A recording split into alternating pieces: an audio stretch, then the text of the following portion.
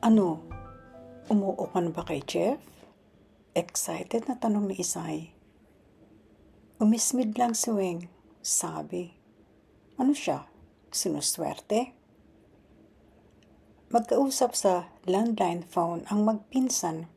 Nasa office si Weng, nag-iisa siya sa kanilang department, kamo lunch break noon. Nasa kantina ang office mates niya. Toka ni Weng ng araw na iyon na mag-stay sa room para tiyak na walang sumalising magnanakaw. Minsan ang nangyari iyon sa isang department sa munisipyo nila at hindi lang personal na gamit ng mga kawani ang natangay. Pati ilang office equipment ay misteryosong nag-disappear. Ibig mong sabihin, hindi makapaniwalang bulalas ni Isay. Hinayaan mong makaalis si Jeff pabalik sa Canada na nakabitin sa balag ng alanganin kung okay siya sa'yo? Para 5 araw lang siya nanligaw sabi ni Weng. Kasi nakabook na ang flight niya. Katwiran naman ni Isay. Kung hindi, malamang na tututukan kanyo ng panliligaw sa buong panahon na naririto siya. At paano mo naman nalaman yan, Aber? Tanong ni Weng. Very obvious na love at first sight siya sa iyo, sabi naman ni Isay. Siya lang ang na-inlove, oy. Ako, hindi, sabi ni Weng. Naman, yung gwapong yon? Sabi ulit ni Isay. Saad ni Weng. Flattered ako na sa dinami-dami ng mga babaeng nagka-interest kay Jeff. Sa akin siya nanligaw. Pero enough reason ba yon para gustuhin ko na rin siya? Isipin mo ang opportunity, Weng, na makapanirahan ka sa abroad. Paalala ni Isay. At hindi bilang contract worker. Ay, Teresa. Pabuntong hiningang bulalas ni Weng. You're talking to the wrong person. Tumawa ng malakas si Isay. Kapag naa-upset o nasusuya ang pinsan, straight English kung i-express niya yun. Isang universidad lang ang pinasukan ng dalawa sa Maynila. Naging magkaklase sila at parehong AB English ang kanilang college degree. Nag-end up si Weng na clerk sa munisipyo nila. Si Isay, tagapamahala ng dry goods business ng pamilya sa shopping center sa San Fernando City. May maliit ding boutique doon si Isay kung saan siya ngayon naroroon at kausap sa telepono ang pinsan. Sorry, nakatawa pa rin sabi ni Isay. Oo nga pala, nakalimutan ko na wala sa pangarap mo ang pumirme sa ibang bansa. Remember, Isay, kaya lang ako nagpursiging mag-take up ng caregiver course kahit part-time. Como nga may office job ako. Ay dahil may gusto akong takasan dito. Binigyan ni Weng ng emphasis ang huling salita. Mag-resign ka na lang kaya sa work mo dyan, suhestyon ni Isay. Noon pa natin pinag-usapan yan, di ba? Sagot naman ni Weng. At hindi ko pwedeng gawin yan nang hindi ako uusisain ng husto ni na inang at tatang kung bakit ko bibitiwan itong trabahong ito. Sa bagay, sabi ni Isay, mahirap mag-imbento ng kahit anong dahilan sa dalawang matandang yun. Tiyak na magsususpecha sila. Ang mag-abroad para magtrabaho roon ang katanggap-tanggap na dahilan kina inang. Sagot ni Weng. Yun lang ang nakikita kong paraan para tumakas dito. Aba, sabi ni Isay, makakatakas ka na rin dyan. Oohan mo lang ang offer ni Jeff. Ay nako, pwede ba Isay? Ang laki pala ng tanda niyon sa akin kahit mukha siyang bata, sabi ni Weng. Gaano na ang 11 years? Sabi naman ni Isay. Si Kevin nga, 16 years older kay Connie. Sagot naman ni Weng. Hindi bali yun. At least si Kevin matandang binata. Si Jeff, hindi lang pala once nagpakasal. He's twice divorced na. Kahit tumandang single si Kevin, katwiran Isay, nakadalawang partner muna yun. Meaning, may naka-live-in pero hindi lang yun pinakasalan. Kaya swerte pa rin ni Connie dahil talagang sineryoso siya. At swerte ba ako sa palagay mo, Isay, kay Jeff kung sakali? Tanong ni Weng. Feeling ko, Weng, seryoso siya sa'yo. Ewan ko ba, pinsan? Sabi ni Weng. May kutob akong hindi si Jeff ang lalaki para sa akin. At sino? Sabi ni Isay. Nagbibiro pero napakasama niyong biro. Si Mr. Protasio ba? Siya ba ang feel mo na? Speaking of the devil, biglang sabi ni Weng. Nakatingin si Weng sa pinto ng office. Ang kalahati niyon ay salamin kaya kita niya ang mga nagdaraan sa corridor o ang sino ang papasok. Good afternoon! Malakas na bati ng middle-aged na matabang lalaki na bumuglaw sa pinto. Sabi ni Isay sa telepono, ang manyakis mo bang boss ang dumating? Sino pa? Sabi ni Weng. Sige, Isay, saka na ulit tayo mag-uusap.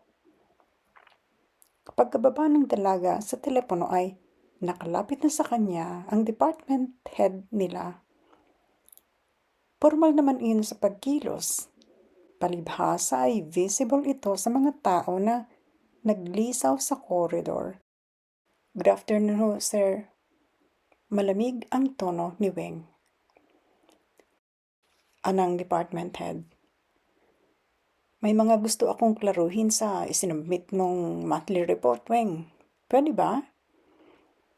Nakaturo ang kanan nitong hintuturo sa direksyon ng private office nito. May nakasungaw na ngiting aso sa bibig. Gustong kumulo ang dugo ng dalaga.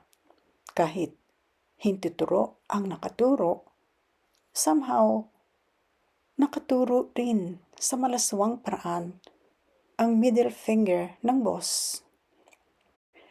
Sasabihin sana ni Weng na hindi niya pwedeng iwanan ng office na walang tao. Kaso'y tiempo namang dumating na ang isa niyang kasamahan. Wala siyang mahagilap na katwiran. Sa private office, inginuso ni Mr. Protasio na maupo si Weng sa visitor chair sa harap ng mesa nito. Ginawa naman iyon ng dalaga. Andap ang loob.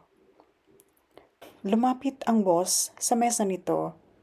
Dinampot ang folder ng monthly report na isinabmit niya noong isang araw lang. Hindi ito naupo pero binuklat-buklat ang folder na tila may hinahanap na specific page. But that was just a ruse. Marirealize ni Weng later. Isinara uli ni Mr. Protasio ang folder pero sa halip ibalik sa ibabaw ng mesa o iabot kay Weng para ipahanap ang entries na ibig nitong iesplika niya. Hinawakan lang nito iyon. He took a few steps and stopped in front of Weng. Nito, nakangiti ng nakasusuyan itong ngiti. Ang dinig ko, foreigner daw ang boyfriend mo. Sa loob-loob ng dalaga, ganoon ba kabilis at ganoon kabaluktot ang pakpak ng balita? Niya, maliho ang nabalitaan nyo. Nanliligaw pa lang ho yun, hindi ko boyfriend.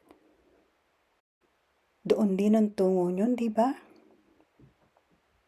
Siyempre, foreigner, puti, jackpot ka. Nito. Nag-init ang bait ni Weng. Komo ba?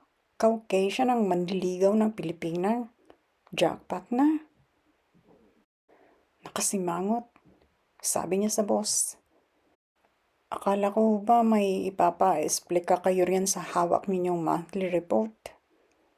Makakahintay to, sabi ng boss. Ang tinutukoy ay ang hawak. Nasa 50 na ang edad nito. Hindi gaanong mataas, malapad ang noo, malapad din ang ilong na tila kamatis, malaki ang tiyan, at nakasisilaw ang kinang ng mga suot nitong gintong kwintas, bracelet, relo at 2 signet ring. Nito. Interesado lang ako, Weng, kung naka-jackpot na sa'yo yung foreigner. Naka-jackpot tong paano? Tanong ni Weng. Tumawa ang boss. Nito. Paano pa raw? Dumagdag lang sa iritasyon ni Weng ang pagtawang iyon ng kausap. Alam ko naman, virgin ka pa. Marunong akong kumilatis kung nakatikim na o hindi pa ang babae. Medyo hininaan nito ang tinig at nagpatuloy. At yung ari ng mga puti, hindi para sa mga Pinay.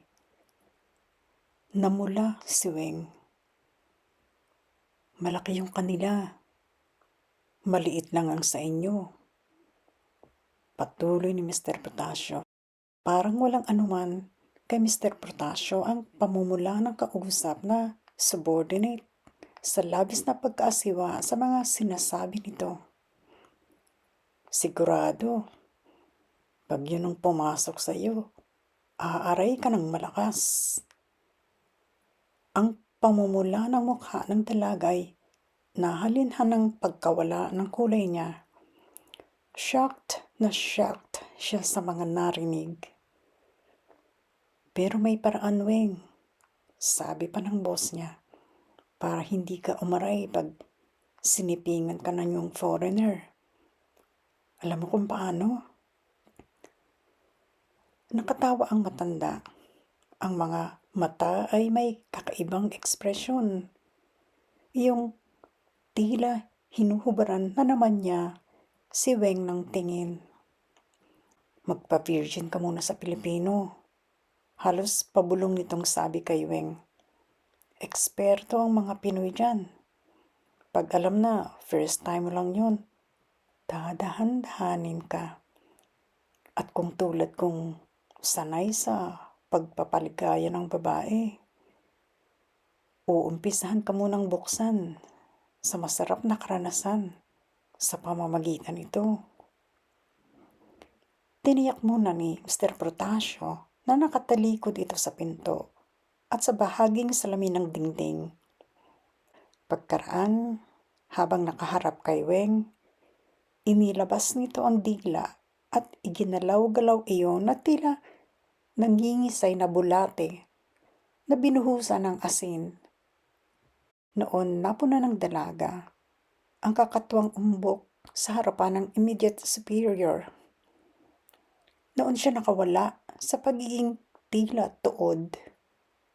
Namasa ang mga mata niya. At yung tindig na iyon, tiyempong may kasamahan si Weng na kumatok, sabay bukas ng pinto.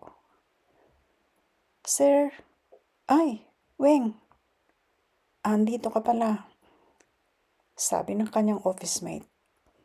Inignora ni Weng ang office mate. Manang osang kung tawagin ang lahat ng empleyado sa munisipyo at isa sa pinakamatagal nang nagtratrabaho roon. Tuloy-tuloy na lumabas si Weng. Nakabitin ang mga luha. Nagsisikip na mabuti ang dibdib niya. Ipapalagay ko na lang sa desk mo itong report mo, ha? Sabi ni Mr. Protasio. Checkin mo yung figures mo. Parang may mali. Hindi na narinig ni Weng kung ano ang kailangan sa boss ni Manang Osang. Pero nagpasalamat siya rito. Silently in her mind, sa bigla nitong pagsulpot sa private office. Kung hindi, anong malay niya? Baka talagang pasukan ng demonyo ang utak ng protasyo na yun at ipakita ang nagwawala niyong parte ng katawan sa pagitan ng mga hita niyon. Kinuha lang ni Weng ang kanyang shoulder bag at lunchbox sa kanyang drawer. Pagkasabi sa isang kasama na uuwi muna siya dahil biglang sumakit ang ulo niya, dire-diretso na siyang umalis. Nagkatinginan ang mga kasamahan niya sa department. Nasa mesa ng lahat ang mga iyon. At lahat ay nakaalam na tinawag siya ng boss nila sa private office nito. Ilang minuto pagkaalis ni Weng, bumalik na sa tanggapan si Manang Osang. Tila iisang tao na tumingin ang mga kasamahan nito rito. Madilim ang ekspresyon ng old-timer na municipal employee. Galit ang matanda. Ang dalawang lalaking staff ay kapwa kumuyom ang mga kamao. Ang mga babae ay iba-iba ang reaction. May nalungkot, may nagalit, may gustong magmura ng malakas, may gustong gumawa ng bayolenteng bagay. Obviously, kahit hindi nagsasalita si Weng sa sino man sa mga kasamahan para isumbong ang ginagawa sa kanya ng department head, aware naman ang mga staff sa nangyayari at ang nakita ng mga itong nakabadhang puot sa mukha ni Manang Osang. Alam ng magkakasama na para iyon sa manyakis na boss nila. Hindi kailangang maging fortune tellers ang mga iyon para mahulaan kung bakit very upset si Weng at dali-daling umuwi. Pagdating ng dalaga sa kanila, nanhik agad siya sa taas. Tinanong siya ng nanay niya kung bakit umuwi siya. Masakit ho ang ulo ko, aniya. Sinikap na gawing normal ang tinig.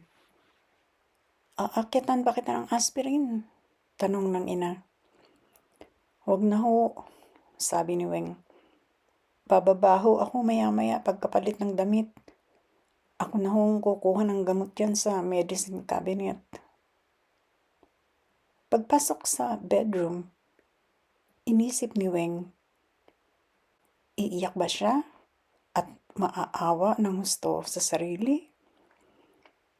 Kukonsiderahin na ba niya ang alinman sa mga suhestyon ni Isay sa pagganti sa boss?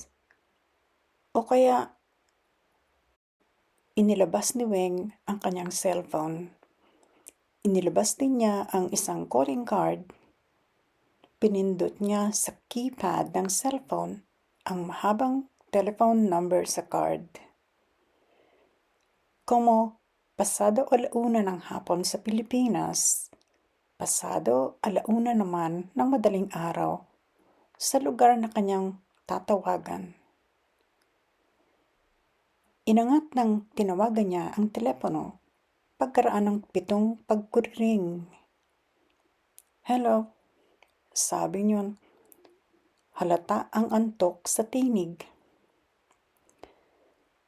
Hi Jeff, sabi ni Weng. This is Rowena. Biglang nagising ang Canadian. Nito. Rowena, what a pleasant surprise. How are you? No, don't tell me. Give me your number and I'll ring you back. I don't want you to spend a lot on this call. Ginawa naman iyon ng dalaga. Ibinigay niya ang cellphone number kay Jeff so he could call her back. Isang bagay iyon na pinakaiwasan niyang gawin noon. Ang ibigay rito, ang numero ng kanyang telepono. At iyon ay kahit lagi nito iyong hinihingi sa kanya. Ngunit, iwinaglit na niya sa isip iyon.